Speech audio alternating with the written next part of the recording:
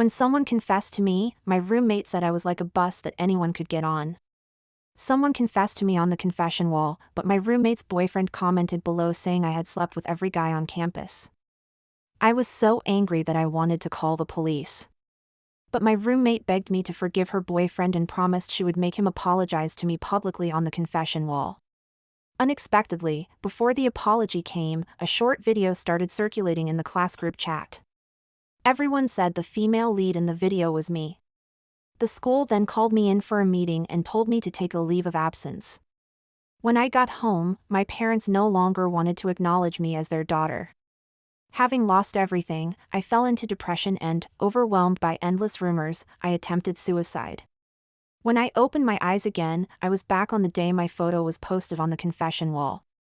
The confession wall posted a photo of me receiving an inspirational scholarship on stage. The caption read, "Confession to Hannah from the class of 2023. She's unbelievably beautiful. If she's single, can I get to know her?" Within minutes, more than a dozen comments appeared below. Hannah is so beautiful and outstanding. She's like the heroine of a novel. Wow! I want to get Hannah's contact info too. I scrolled down expressionlessly until a long comment from someone named Dylan caught my eye. "What kind of taste do you have, liking Hannah? Don't you know she's the school's notorious bus? She sleeps with anyone who has money. She slept with every guy on campus."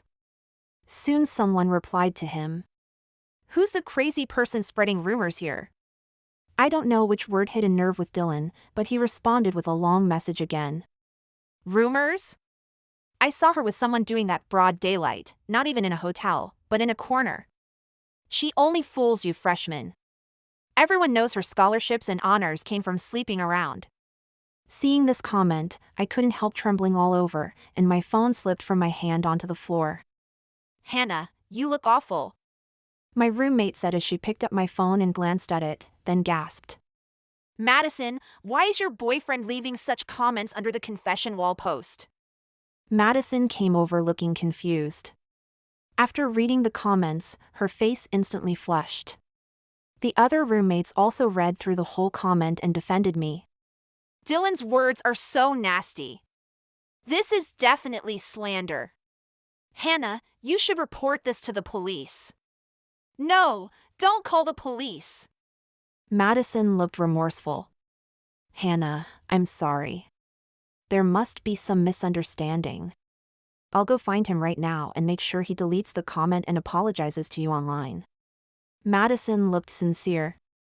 If I weren't living this life over again, I would have let her handle it. But last time, Dylan neither deleted the comments nor apologized. Instead, after that video spread, he sarcastically said, "See? I told you, Hannah's just a slut." Without a word, I stood up, grabbed my phone, and walked out. When I reached the boys' dormitory, Dylan happened to be coming back. I ran up to him. "Is what you said true?" Dylan was stunned by my sudden approach. "What?" I showed him my phone, pointing at the comment. "You said I've slept with every guy on campus. Is that true? When? Where? How many? I don't remember any of this. Is it true or not?" Seeing the comment, Dylan looked embarrassed. His face turned pale then red, but he couldn't say a word. Madison finally came over and tapped his shoulder, whispering, "Apologize." Dylan snapped out of it. "Sorry, Hannah. I lost control. I shouldn't have said those things." "So you admit it's true?" "I was violated, but I don't even know it." "Then I must have been drugged. Since you saw it, come with me to the police station and testify. I'm going to sue them." My loud words attracted a crowd. Hearing such explosive accusations, everyone quickly looked down at their phones and started messaging others. Within 2 minutes, we were surrounded by a thick crowd. Seeing so many people, Dylan got nervous and apologized again. "Hannah, I was wrong. You haven't slept with every guy on campus. I was just being reckless with my words." Then Dylan took out his phone and deleted those 2 comments right in front of me. "Hannah, I deleted the comments. You're generous. Don't make a big deal out of this. Madison tried to smooth things over. Yeah, Hannah, Dylan didn't mean any harm.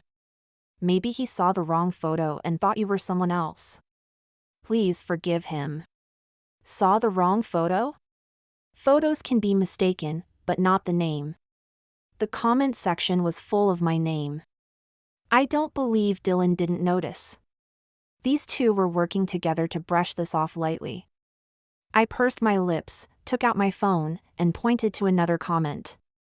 If you say it's false that I've slept with every guy on campus, then what about your claim that I was caught doing that with someone in broad daylight? Where did you see it? At school? Dylan smiled sheepishly and said softly. That's false too. I shouldn't have said those things. You're a top student, don't argue with us underachievers. Madison laughed along. Hannah, it's all Dylan's fault, but he apologized. Let him buy you dinner today to make up for it, okay? I looked seriously at these two smirking faces and asked. Just dinner? Dylan was stunned. Then what do you want? Since you say it's false, then you're spreading rumors about me. So many people saw it on the confession wall, and it seriously damaged my reputation. I said firmly. I demand a public apology from you on all your social platforms, a statement posted around campus, and compensation for my emotional distress. Dylan's face darkened immediately. Hannah, is that necessary? I admitted I was wrong. I said it because you're my girlfriend's roommate. You really think I don't know your little secrets? Madison also frowned. Hannah, your demands are too much. We already deleted the comments. Why can't you just let it go? If you make a big deal out of this, you're the one who'll look bad. Their attitude changed as if they really had some leverage over me. Hearing this, I grabbed Dylan's shirt and pressed him. So you admit you really saw me fooling around with someone? Then who was it? Where? When? You have to answer me today, or you're lying. I'll sue you in court. Dylan was completely provoked. You and your counselor in the school grove one noon a month ago. You think it was during a break and no one saw? Someone even filmed a video. Hannah, you think if I don't say it, no one knows how you got that scholarship in student honors? Using those dirty tricks, is that fair to others? Dylan looked righteous. Seeing me silent, he got smug. Hannah, I gave you chances. You're forcing me to do this. He didn't notice Madison's expression changed the moment he accurately named the time and place. Last time, when that video first circulated, I watched it. The faces of the man and woman were blurry, only two figures moving could be seen. No one knew who the man was, but because of Dylan's words, everyone assumed the girl was me. I repeatedly argued that the girl wasn't me. I've never even held a man's hand since childhood. But no one believed me. I reported it to the police but was suppressed by the counselor. He called me to his office and said the truth didn't matter anymore, what mattered was the serious impact I caused the school. The school planned to expel me. I was devastated and insisted the video wasn't me. The counselor said, As your teacher, I believe you, but the classmates don't. This affects you badly. I talked to the school leaders, they agreed not to expel you, but you must take a few years off and come back after this blows over. His words implied I had to leave the school. Although I insisted on continuing the police report and investigation, the counselor refused. He first softened, then hardened, saying without evidence, even police couldn't help, and if I pushed it, it would harm everyone. Under pressure, I left school. But when I got home, I found the video had spread to my family. My parents were ashamed of me, thinking I was promiscuous and disgraceful. In anger, they cut ties and kicked me out. I endured pressure from all sides, fell into depression, and without money for medicine, it worsened until I attempted suicide. On that night, I watched that life-ruining video over 100 times. Finally, I noticed the girl had a unique red birthmark on her calf, shaped like a heart. I remembered seeing the exact same mark on Madison's leg when we showered together. Looking at Madison's face now, I was sure. The girl in the video was Madison. I was about to speak when Madison grabbed Dylan's hand and started to leave. Dylan, you went too far. How can you slander Hannah like this?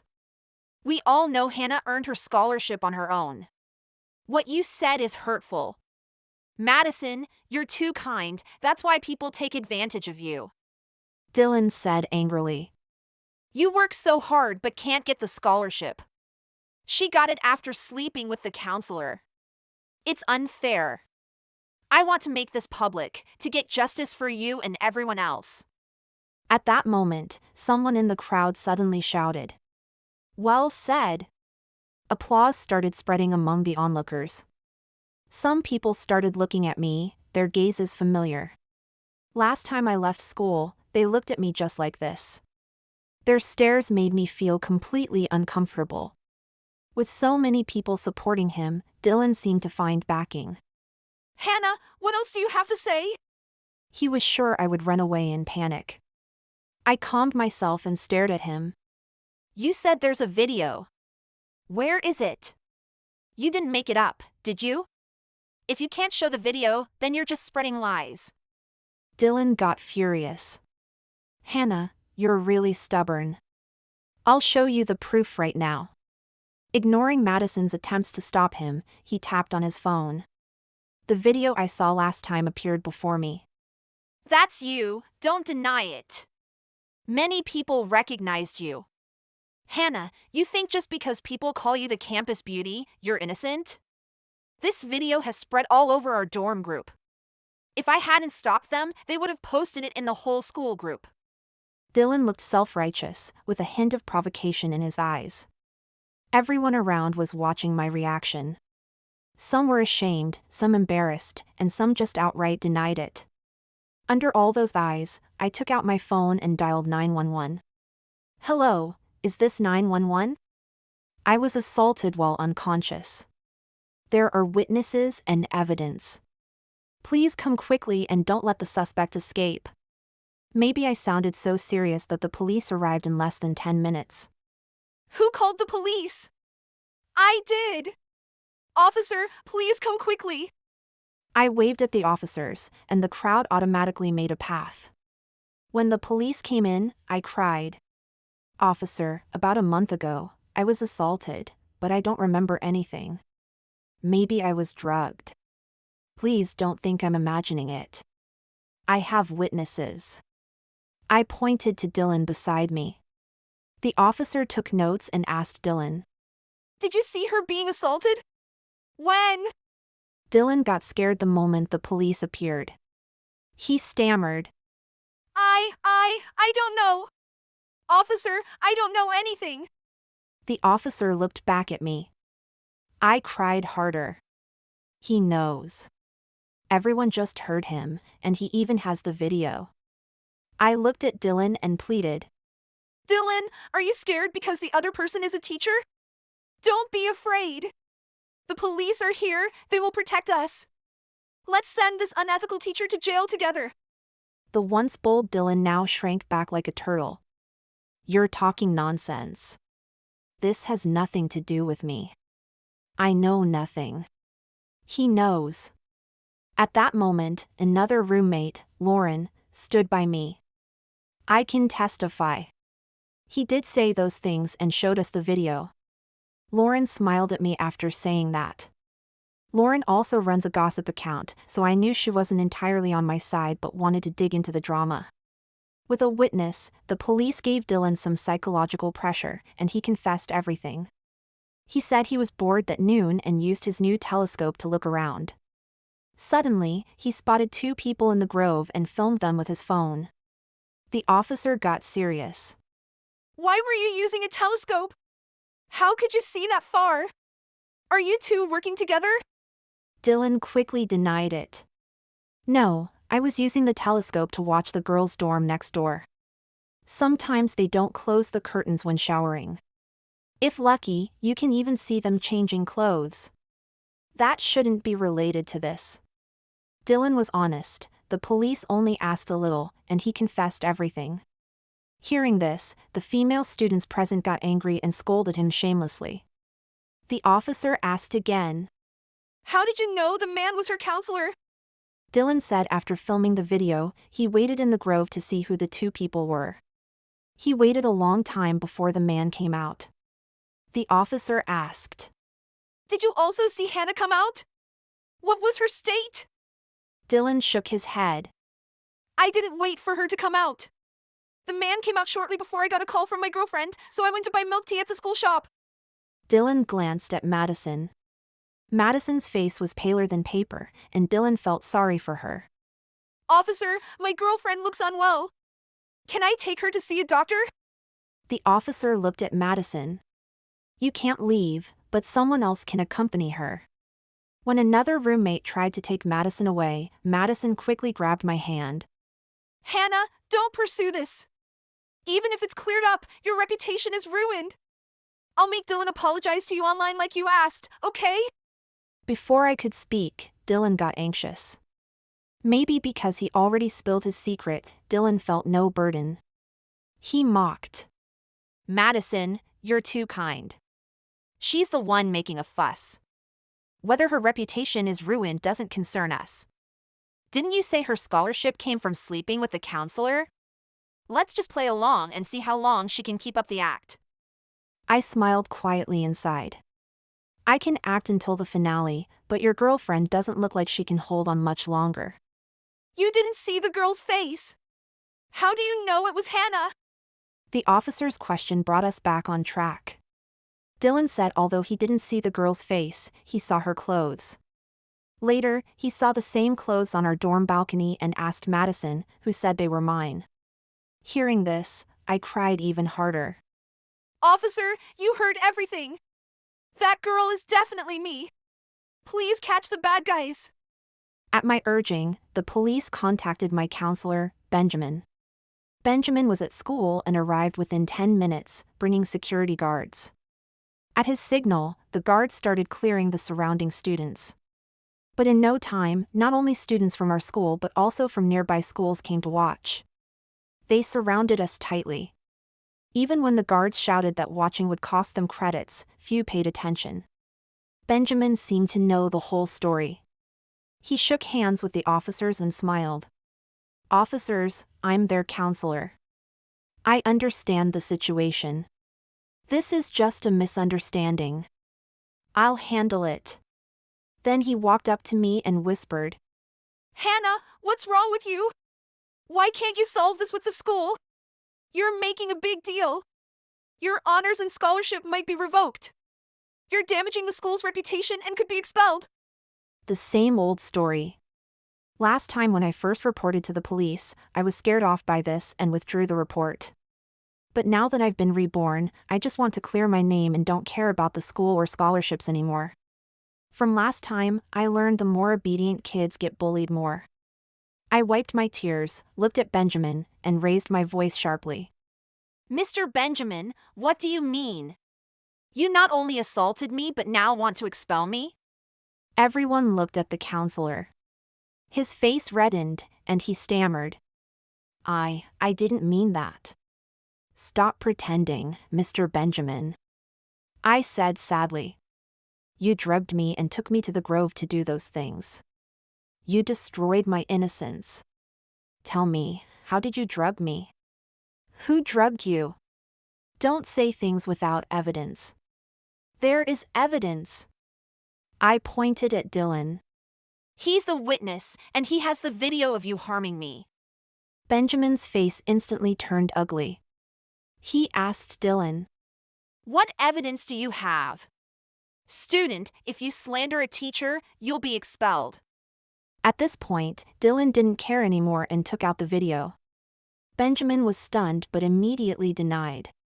Fake. Then he pulled the police aside, saying with so many people watching, it's not good for the school's image. They should find a quiet place. This video is obviously fake. This student is framing me. We argued recently because I didn't give his girlfriend a scholarship. Benjamin raised his voice, afraid no one heard. Stop watching. If your own counselors see this, you might lose credits. But even his threats didn't make many students leave.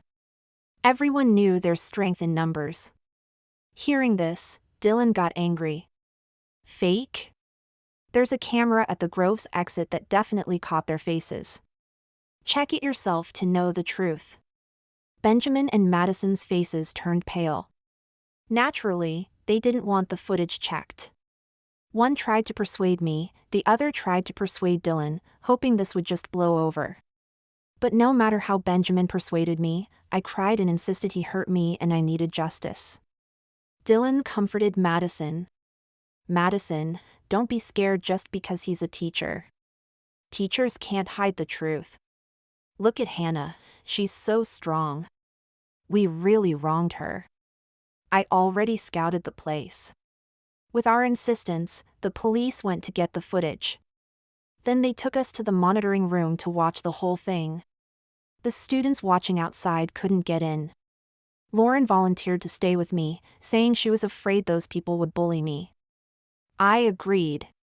Before the footage was played, Nathan said to me, "Hannah, were you sober that day? You'll see from the video. If you walked out of the Grove on your own, I'll ask you for emotional damages." He looked smug, sure this was me crying wolf. The footage started. At first, Benjamin came out, no doubt about it. After 5 minutes, the girl also came out. Seeing that familiar face, Dylan was stunned. How is this possible? How could it be? The first to speak was Lauren, who looked at Madison in disbelief, unable to finish her sentence. Madison wished she could disappear into the ground.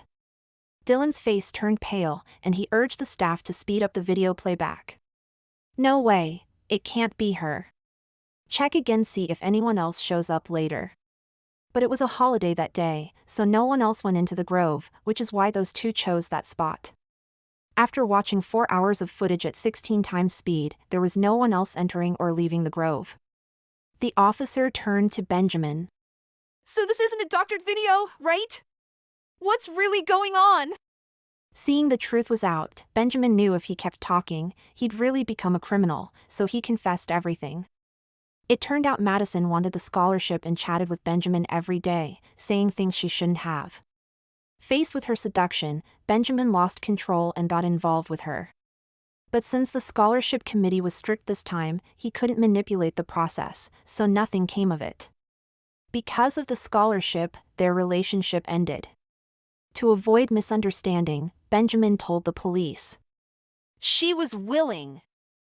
I have chat records on my phone. I didn't commit a crime. And she didn't just seduce me, many teachers got involved, even the student council president said he slept with her. Benjamin's words hit Dylan like thunder. Dylan looked at Madison in disbelief and asked, "Is what he said true?" Madison ran over, crying. "Let me explain." Explain my ass. Dylan slapped her hard. You cry for half a day if I touch your hand, and I thought you were some pure girl. Turns out you're rotten to the core. Even without Dylan saying it, we all knew Madison never let him touch her before. They'd been dating 3 months before Dylan finally held Madison's hand. Madison always said she was traditional and couldn't accept being touched by a man before marriage. Dylan respected her wishes. Madison cried harder. "I didn't let you touch me, but I never said others couldn't. You chose to do it yourself, who else can you blame?" Dylan was furious. If the police weren't there, I doubt he wouldn't have hurt Madison. Do you have any conscience? I did so much for you. You wanted a new phone, so I worked part-time every day. You said Hannah stole your scholarship, so I helped you talk to teachers. And you treat me like a fool and a scapegoat. Lauren couldn't stand it anymore and said, Hannah stealing her scholarship? What a joke. Hannah and I went to the same high school. She was top of her class, worked hard in college, while Madison just chatted with guys all day. How could she earn a scholarship? By now, it was clear the people in the video were Madison and Benjamin, and it had nothing to do with me. Both parties were consenting, so it wasn't illegal. The officer asked if I wanted to drop the case. I shook my head. Even if the video isn't me, it doesn't prove Benjamin didn't do anything wrong to me. Rumors don't come from nowhere. People in school talk badly about me for a reason. Officer, please investigate thoroughly and give me the truth. I insisted Benjamin harmed me, and he looked overwhelmed. He swore repeatedly that I had nothing to do with him and that I earned my scholarship on my own. He pressured Dylan to apologize to me, threatening to punish Dylan if he didn't. Dylan knew he was in the wrong and finally agreed to post an apology on all his social media. Benjamin also promised to talk to the school about the scholarship situation. But Benjamin set one condition: that I keep this matter confidential. I agreed. Benjamin thought that if he silenced me, no one would know what happened that day. But 3 days after Dylan posted his apology, everyone found out the video's main characters were Benjamin and Madison. The story spread wildly in several school group chats. Benjamin called me over. Hannah, what's going on? Didn't we agree not to tell anyone? I shrugged. I never said that. If you didn't say it, how did everyone know? Benjamin panicked. Only a few of us were there. Madison and Dylan wouldn't say anything. It must be you. I promised to handle this, so why did you tell others? I'm still your counselor. Post a statement online saying the video is fake, or you'll regret it. Faced with such blatant threats, I said, I didn't say anything, and I won't. If you don't believe me, call the police. I left his office after that. The next day, I saw my parents. My dad slapped me as soon as he saw me. Hannah, I heard you're messing around at school. Don't you have any shame? Looking at their angry faces, I felt like I was back in my previous life. Back then, they looked at me like I was an enemy. I covered my face and thought carefully. This time, because I reported to the police, Dylan's video didn't spread outside school, so only people at school knew. For my parents to have heard about it, Benjamin probably told them.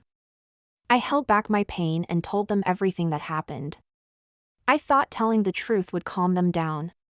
But when they learned Benjamin's reputation was ruined because of me, they got even angrier.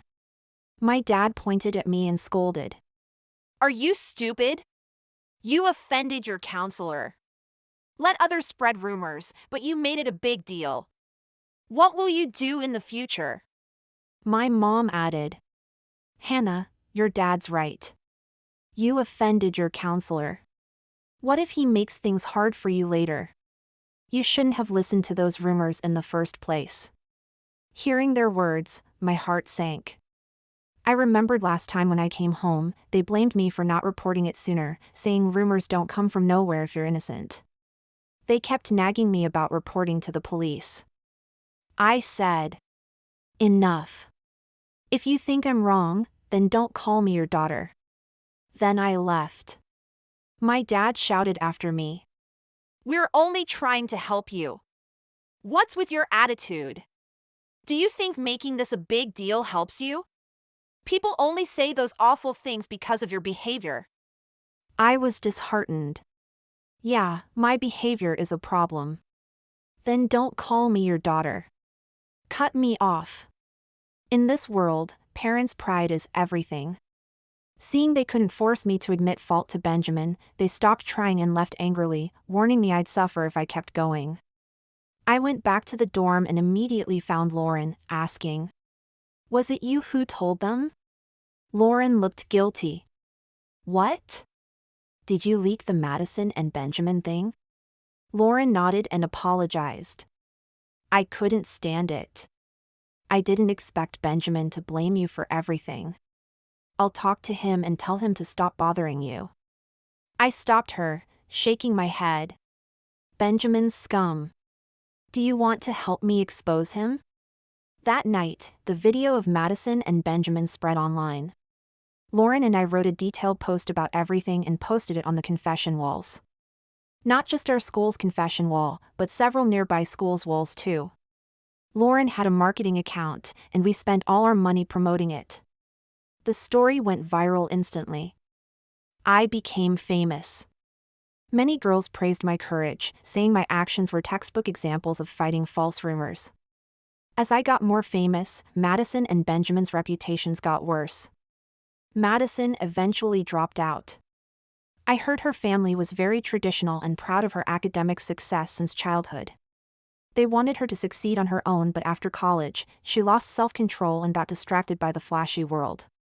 She didn't want to study but wanted to keep her top student image, so she went down the wrong path. When she went home, her parents rejected her, and neighbors gossiped. The online bullying crushed her self-esteem. One morning, Madison grabbed a knife and started attacking people. She didn't seriously hurt anyone but was sent to a psychiatric hospital. Benjamin's situation was worse. As the scandal grew, many students came forward saying he had harassed them.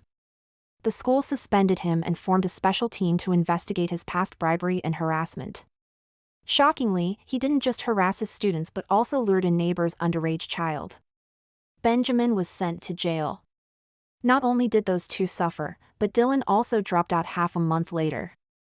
Being cheated on was bad enough, but his spying on the girls' dorm spread all over school.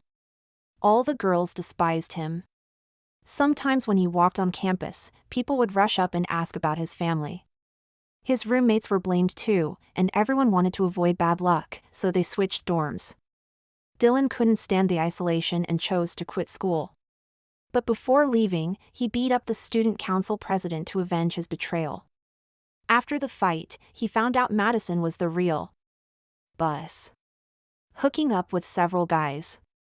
Dylan's worldview collapsed, and from that day on, he didn't dare to like girls anymore. Their fates only made me feel satisfied.